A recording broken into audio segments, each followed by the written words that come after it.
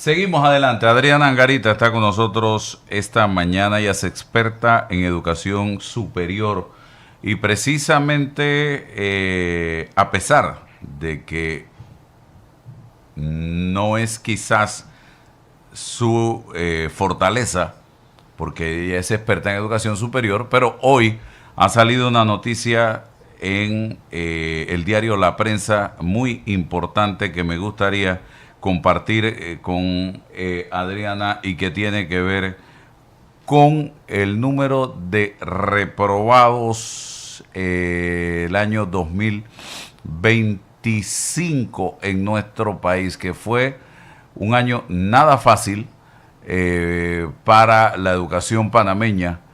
Estamos hablando de 62.620 estudiantes de un total de 807.929. Para mí, aunque hablemos de un 9%, la cifra me preocupa. La cifra es alarmante porque estamos hablando de 62.620 estudiantes en el sector público, sin contar el sector privado, donde también se reprueba y se fracasa. Pero esa estadística muy pocas veces la conocemos. Y que no sabemos qué cantidad de esos muchachos van a desertar del sistema educativo, cuáles fueron realmente las razones que provocaron esos fracasos de estos muchachos, qué está pasando realmente en el sistema educativo y qué podemos hacer para mitigar un poco o reducir un poco esa situación que es el resultado de muchas cosas y adicional la responsabilidad de todo un ecosistema, porque no podemos culpar solamente al ministerio, solamente al estudiante o solamente al padre de familia o solamente al maestro. Es una mezcla de responsabilidades que hay aquí. Adriana, bienvenida. Muchísimas gracias, Álvaro. Pues sí, efectivamente es un indicador bastante importante. Yo pienso que, creo que lo que destacaría acá, porque siempre soy muy optimista, es que tenemos ahora el dato. Tú lo mencionabas, pasa mucho que no tenemos esta información y por ende no sabemos a ciencia cierta qué está pasando. Las referencias a lo que hablamos de educación tienen que ver con relatos de lo que nos ocurrió de forma individual.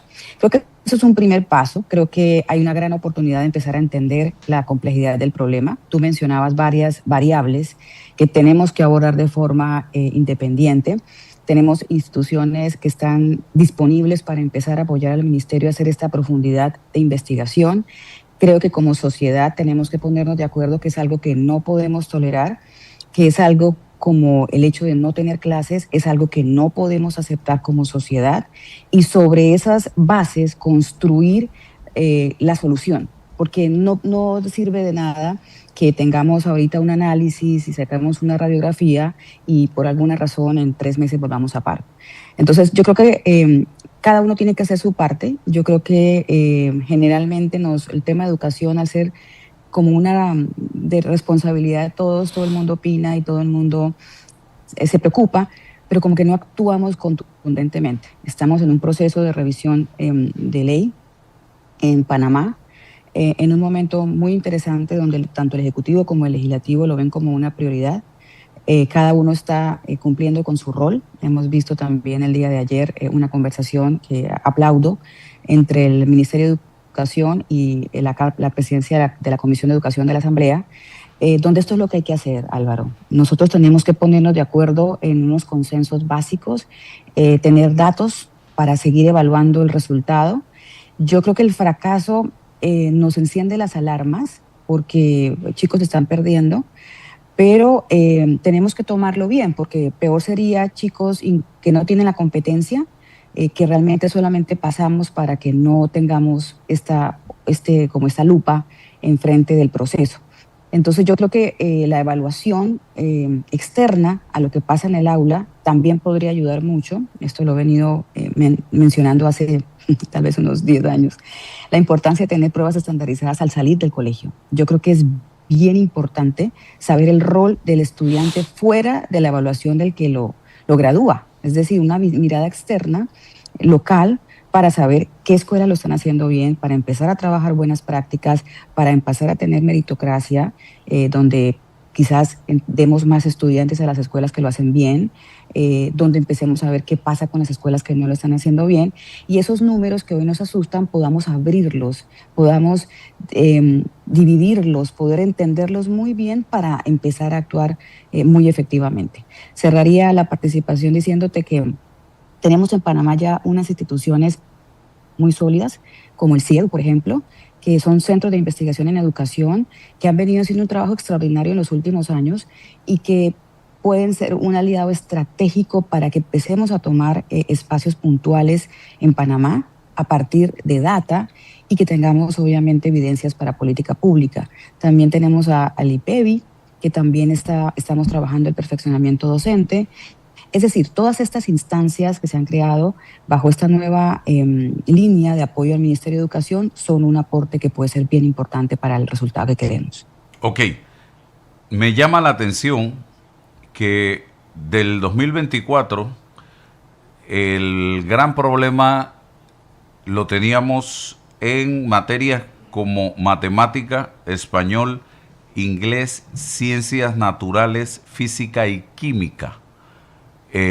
Ahora se suma a estas materias ciencias sociales.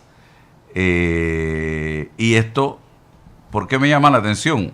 Porque nos estamos quedando rezagados verdaderamente en muchas materias. ¿Qué hacer para enfrentar este tema inmediatamente, diría yo? Sí, yo pienso que tenemos que entender muy bien lo que está ocurriendo. Efectivamente, en lugar de mejorar, seguimos sumando más preocupaciones. Aquí tenemos una variable importante, entender un poco las edades en las que están fracasando las materias, las temáticas, cuáles son las temáticas que están causando más complejidad. Entender los chicos que están fallando es un tema de asistencia, es un tema, cuáles son las variables que de pronto acompañan ese proceso de esos estudiantes en particular, es un tema regional, es un tema de zona, cómo está la formación docente, por ejemplo, en herramientas pedagógicas para estas asignaturas. El Ministerio ha venido trabajando en algunas capacitaciones, estuvimos presentes en el lanzamiento un poco de los resultados del 2025 y hacia dónde vamos en el 2026, y allí se ha visto algunos esfuerzos. Obviamente todo lo que hacemos hoy tiene un impacto y lo vamos a ver hacia adelante, así que creo que es importante entender, empezar a hacer correlaciones de variables para empezar a entender situaciones subyacentes. No quisiera llamarlos problemas, pero sí situaciones que pueden ser de contexto, que pueden ser de aprendizajes previos. Si hoy tenemos fracaso en un niño de octavo, puede ser que en séptimo se lo completó sin tener las competencias necesarias. Entonces, esos detalles tienen que hacerse con estudios realmente que puedan darnos más luz sobre dónde apostar. Creo que es importante tener de forma abierta esta información. Lo más importante que yo creo que debe pasar es lo que se revise. Tenemos que darle seguimiento, sin duda, y creo que ahí la labor periodística tiene una gran oportunidad de ayudar y coadyuvar a que esto pase, de ver resultados, de seguir viendo de forma abierta, transparente y pública los resultados de nuestra educación, para que podamos entonces hacer seguimiento social y empezar a presionar por decisiones de política pública basada en evidencia. Muchos factores influyen en lo que está sucediendo actualmente en la educación, y creo que es importante, ahora que vamos a entrar en esta etapa de una revisión integral, evaluar estos factores que quizás para muchas personas no son importantes. Y yo comienzo por decir el tema de ese estudiante, en qué condiciones vive, en ese hogar, con quién convive en ese hogar, si tiene una familia integrada, una familia desintegrada, con quién vive, si come, se alimenta 3 veces al día, cuál es el medio donde vive, en qué medio vive, en qué área, son elementos que tenemos que empezar a revisar, porque todo eso le mete cierto grado de presión al estudiante. El retomar aquel docente que me tocó a mí en mis años de educación primaria, que le llamo yo, porque me quedé con eso, que se preocupaba por el estudiante. Ese estudiante, oye, le está yendo mal en X o Y materia, hay que apoyarlo, hay que reforzarlo. No sé si eso se está haciendo o simple y sencillamente le fue mal allá él, porque hay padres, decía yo esta mañana, que no tienen quizás la capacidad, lamentablemente, para hacer ese acompañamiento a su hijo en matemáticas, ciencia, historia, en química, física, porque no aprendió esto. Entonces, ¿cómo puede un padre con esas debilidades ayudar a su hijo? Y creo que tenemos que buscar también mecanismos para ayudar a reforzar a nuestros muchachos a través de, ya sea en la escuela, aulas aparte, locales aparte, con docentes, que cuando ese muchacho salga del aula de clase vaya a talleres de reforzamiento. No sé qué piensa, todo esto debe ser analizado. Adriana. Así es, así es. Creo que lo que pudimos ver de las estrategias que está llevando adelante el Ministerio tienen algunos enfoques en esta línea. Por ejemplo, lo que mencionabas de qué pasa con el chico, cómo está, cómo se siente, la estrategia de gabinetes psicopedagógicos es bien importante. Tienen un trabajo de acompañar al docente a entender esta realidad individual, porque no es fácil ante un grupo grande poder responder a todo esto, donde el docente tiene que hacer una cantidad de trabajo también de entrega de documentación y elementos para su clase ante el ministerio, y también tiene que ser psicólogo, y también tiene que saber con quién está cada chiquito. No es una tarea fácil, y yo creo que tenemos que estar como muy dispuestos a encontrar soluciones que puedan apoyar y sobre todo monitorear esos resultados. También el espacio de nutrición se está llevando adelante por parte del ministerio, monitoreando. Creo que las iniciativas, si me preguntas a mí, creo que están. Creo que hay una buena ruta. Tenemos que ver resultados, porque obviamente no solamente los títulos de los proyectos logran resultados, tenemos que ver cómo esto realmente cambia y obviamente pedir también datos de estos proyectos. Yo creo que sí es una labor que tenemos que hacer nosotros como sociedad civil. Como te digo, en el lanzamiento de los proyectos hay proyectos muy interesantes, mucha capacitación docente también. También se necesita apoyo al bienestar del docente. Es una labor muy exigente, en muchos casos desagradecida, y especialmente en un punto donde el padre de familia no siempre colabora con la exigencia con su propio hijo. Y es la realidad que tenemos. Entonces, creo que como tú mencionas, son variables multidimensionales. El empezar a entender estos datos, empezar a actuar, empezar a invertir el trabajo que hace el ministerio en abordar estas variables, tiene que empezar a arrojarnos mejores resultados. No va a ser un cambio del 100% de un día para otro, pero sí las estrategias tienen que mantenerse, y yo creo que esto es lo que tiene que estar en la política educativa que defina Panamá, que acompaña un aspecto regulatorio, que es obviamente la ley, que va a ser el producto que la enmarque, pero tenemos que hacer esos consensos en qué es realmente la educación para Panamá, para que cualquier gobierno que llegue, siempre nos pasa que hay cambios radicales, realmente sea medido por esa política educativa y por los resultados que tiene en los consensos que vamos a hacer en este momento.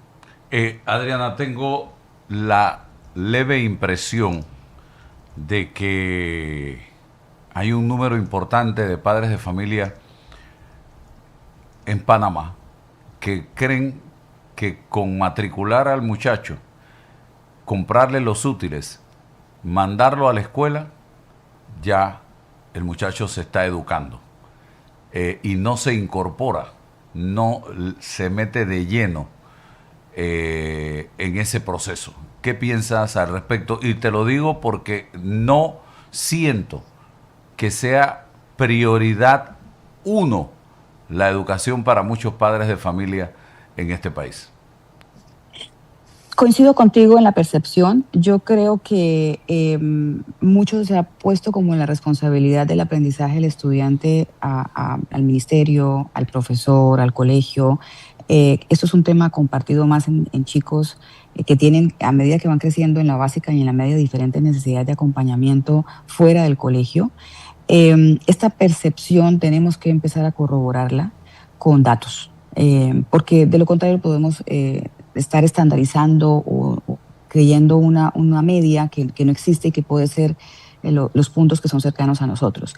Para mí fue muy particularmente detonador el hecho de cómo decidimos solventar los temas que pasaron en pandemia como sociedad, cómo avanzamos después de la huelga extensa que tuvimos y de los espacios que hemos tenido, donde los padres de familia solicitaron en conjunto tener una nota menor para aprobar y además no reponer las clases perdidas. Para mí fue eso una señal de alerta de cómo nosotros como sociedad vemos la educación, qué es lo que creemos que tiene que hacer la educación y cuál es nuestro deber.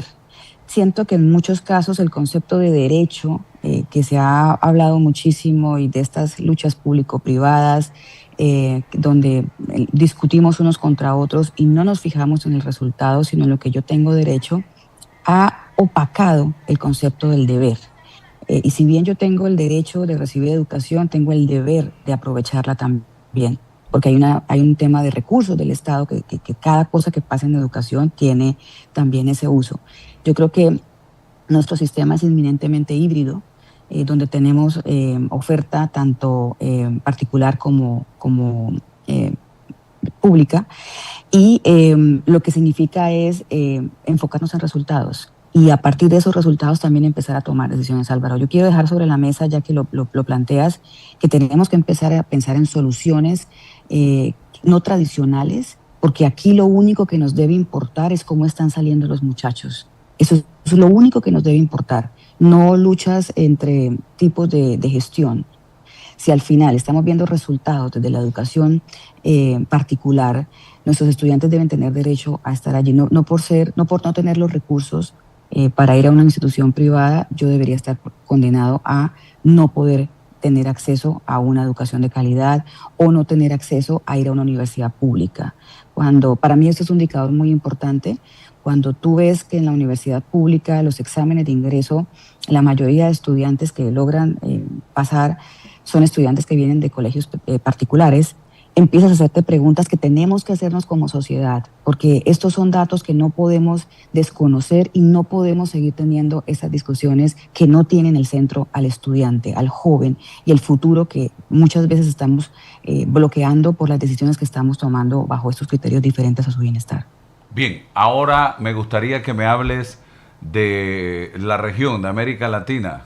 51 millones de latinoamericanos quedan fuera de la educación formal. ¡Wow! Háblame de eso.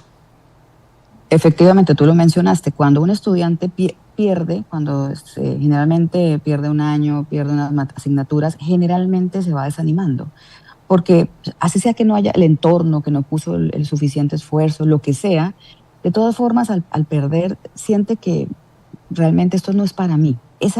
Recuerden que somos personas emocionales y esa emoción hace que yo salga, hace que busque otras opciones, hace que piense en emplearme, porque quizás la educación no es para mí, porque puedo generar algún tipo de ingreso, y eso significa una salida al sistema formal.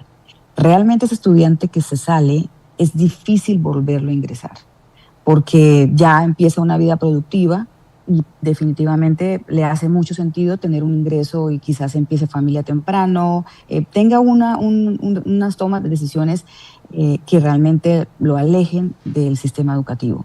Después, de adultos, hacen alguna validación, pero al final no es lo que queremos. O sea, hoy día la educación básica primaria debería ser obligatoria. Nosotros hablando de temas de inteligencia artificial, de tecnología, de lo que está pasando. Si te fijas, en enero de este año fue el CES en Las Vegas. Lo que ya tenemos en infraestructura tecnológica en los países del mundo, realmente nos dicen, o sea, esto ya cambió radicalmente. Y entonces, estos chicos que están fuera del sistema formal, ¿qué van a hacer? uno de los temas que más me preocupa, Álvaro, es cómo están bajando las tasas de empleabilidad de los jóvenes. Siempre han sido bajas. Hemos estado pregonando con la empleabilidad y estos procesos, pero hoy día con la llegada de la inteligencia artificial, las labores automatizables son precisamente las que tenían un espacio de ingreso para el mercado laboral a los jóvenes que terminaban la carrera. Imagínate los que no tienen una carrera. O sea, esto es una ola que nos va a pegar en una desempleabilidad juvenil que tiene impactos muy importantes en los aparatos productivos porque nos quedamos sin una generación de relevo. Y las empresas, tenemos que analizar estos factores, pero no puedes pedirle a una empresa que se obligue a contratar cuando el capital humano no tiene la competencia. Y tenemos una tasa de informalidad en Panamá, también de empleo, muy alta. Esto hay que ponerle mucha atención porque somos uno de los países de la región que tú mencionas que tiene la mayor complejidad. Importante destacar también la cantidad de empleo que demanda el mercado laboral cada año. Correcto. Cada año vamos viendo nuevas necesidades, nuevas competencias. Yo creo que estamos en este momento entendiendo cómo está cambiando el mercado.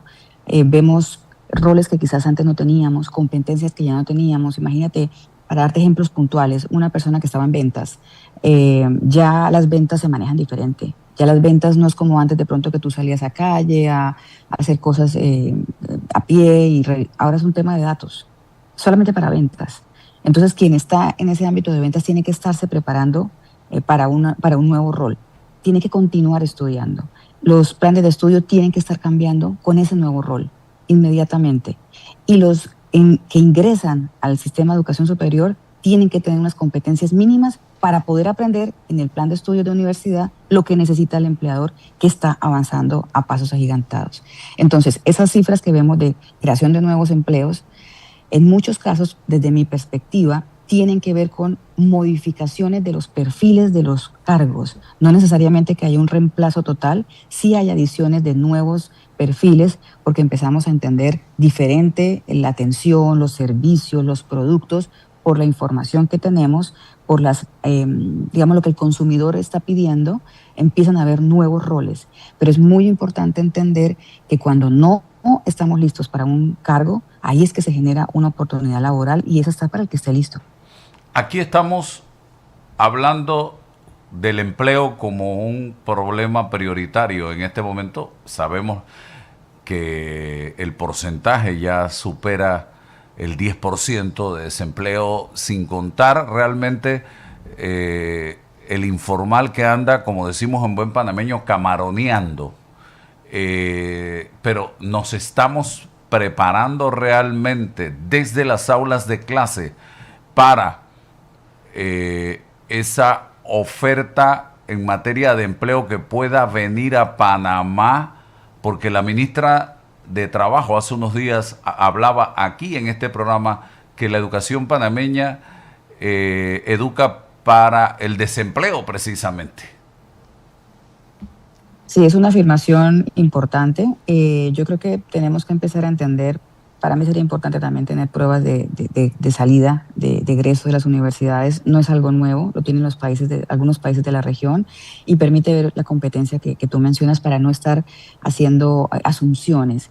Porque lo que vimos, por ejemplo, el único dato que tenemos es lo que pasó con los egresados de medicina, donde empezamos a tener la posibilidad de hacer cambios. Y yo estoy segura, Álvaro, que cuando tengamos estas mediciones nuevamente en 2, 3 años, los resultados van a ser muy diferentes, porque esa es la magia de los datos. Cuando tú mides lo que haces y la sociedad no acepta un resultado, inmediatamente se crea un círculo virtuoso donde la institución empieza a moverse claramente hacia un resultado esperado. Y yo entiendo que eso es lo que va a pasar en medicina, por lo tanto, eso hace mucho sentido tener esa visibilidad. Hay que tener mucha precaución también en cómo se realizan las pruebas, quién las realiza, blindar muy importantemente intereses, pero sí es una realidad que si no tenemos estos datos, no solamente estamos preparando para la desempleabilidad, sino que como Estado estamos invirtiendo en desempleabilidad, porque nosotros no estamos viendo cómo estamos invirtiendo las becas del IFARU, no sabemos cómo estamos en las universidades públicas, que es presupuesto del Estado, que eso me parece todavía más delicado, porque no sabemos en qué estamos invirtiendo el dinero como Estado. Entonces, la preocupación no solamente es formar para el desempleo, sino invertir presupuesto estatal para el desempleo. Cierro, Adriana, con un evento que se va a estar realizando en Panamá en mayo próximo, que es un espacio que ha sido denominado para repensar los modelos de aprendizaje. Háblame de esto. Y mira, venimos realizando este espacio en Panamá desde ya llevamos para la 8ª edición. Hemos tenido la oportunidad de estar en Colombia, en Perú, también analizando sus propios ecosistemas con ediciones en estos países, ayudando a su propio ecosistema a cambios regulatorios, a tomas de decisiones con datos interesantes de impacto. Y hemos venido teniendo estas discusiones. Creemos que, aunque suene un poquito iluso, pero tienes que empezar a hablarlo para crearlo. Cuando tú lo hablas, lo creas. Pero no estamos todavía teniendo estas discusiones aterrizadas a cambios. ¿Cómo se hace esto en la regulación? Todos decimos que es necesario, pero ¿a dónde tengo que cambiar? ¿Dónde tengo que soltar el control para dar flexibilidad, para que la institución trate de innovar? ¿Cómo la tecnología transforma la regulación en educación, cuando todavía no tenemos tan claro qué tenemos que regular a nivel de inteligencia artificial? La acreditación, los indicadores y los estándares. Las universidades trabajan con unos estándares que agencias acreditadoras nacionales y regionales han establecido y se siguen acreditando con agencias y, sin embargo, el desempleo se mantiene. Entonces, tenemos que tener consensos y cambios en cómo estamos poniendo el piso, que es la regulación, y el techo, que es la acreditación, desde conceptos totalmente diferentes. Creemos que es necesario que el sector productivo, que es el que emplea, tenga opiniones en cómo se establece la acreditación. Y vamos a generar un espacio muy interesante con las agencias de la región, con obviamente apoyo de organismos internacionales como la CEPAL, que estará con nosotros también muy posiblemente, con el BID. Tendremos un evento CAFE el año entrante donde estamos hablando de desarrollo, cómo vinculamos esto con la educación superior, y tendremos la participación de tomadores de decisión en Panamá, de 10 países diferentes que se reúnen anualmente para entender el panorama hacia adelante. Tenemos que aterrizar estos conceptos de economía, de presupuesto general, de financiamiento, en palabras claras para que los rectores también empiecen a tomar decisiones diferentes. Yo creo que eso es un trabajo de todos. Y de parte nuestra, estamos llevando discusiones que tradicionalmente no están en la educación para que puedan tener variables diferentes.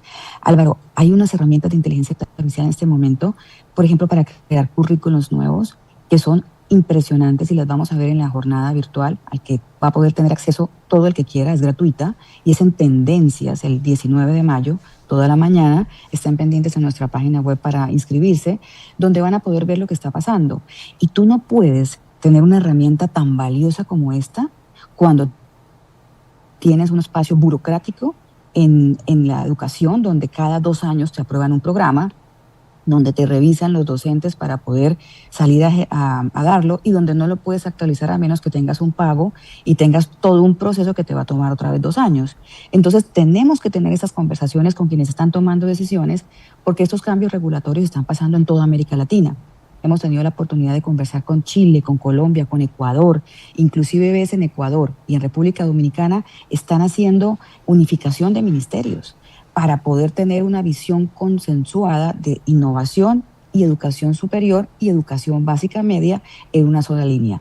Son ejercicios que se están haciendo, que están probándose para buscar los mejores resultados, pero que tenemos que comenzar a hablar. Hay experiencias muy buenas en América Latina y nuestra intención es ayudar para entender un poco este tema de los datos, de la ciberseguridad, de las telecomunicaciones, a los rectores, y que ellos empiecen a integrar la tecnología en sus procesos con la mirada clara de las autoridades, de los parlamentos y de las agencias acreditadoras de los cambios que ellos necesitan para poder entregar resultados diferentes. ¿Fecha exacta y lugar? Estaremos estando en el Hotel Rio en la jornada presencial, que va a ser 20 y 21 de mayo, jornada completa, con unos costos súper bajos. Realmente es prácticamente lo que es la alimentación de las personas. Si comparamos con los eventos que están ocurriendo afuera en esta misma temática, es prácticamente el 15% de lo que valen afuera. Y el virtual es el 19 de mayo, que es totalmente gratuito. Estaremos teniendo nuestra página para inscripciones en los próximos 15 días. Pueden checarnos en www.inkind.com, Inkind con doble N y con K, la innovación con delicadeza, con simpatía. Y ahí van a poder ver un poco de lo que somos, lo que profesamos, en lo que creemos. Y en nuestras redes sociales, que sí estamos mucho más actualizados que la web, porque la web va a salir ya con agenda y todo, y toma un poquito más de tiempo, pero ahí van a poder en nuestras redes sociales, en LinkedIn, encontrar los documentos que hemos generado a partir de los análisis que hemos tenido en las discusiones anteriores y todo ese espacio de rendición de cuentas que hacemos año con año, porque no es solamente un encuentro, Álvaro, es realmente enfocarnos en acción y cómo podemos generar resultados tangibles diferentes. Gracias, Adriana Angarita, experta en estudios superiores, por estar con nosotros en la mañana de hoy aquí en Noticias 180 Minutos. Le damos la bienvenida. Aquí, Álvaro. Gracias. A Sabrina Bacal, como todos los viernes con nosotros, aquí para conversar sobre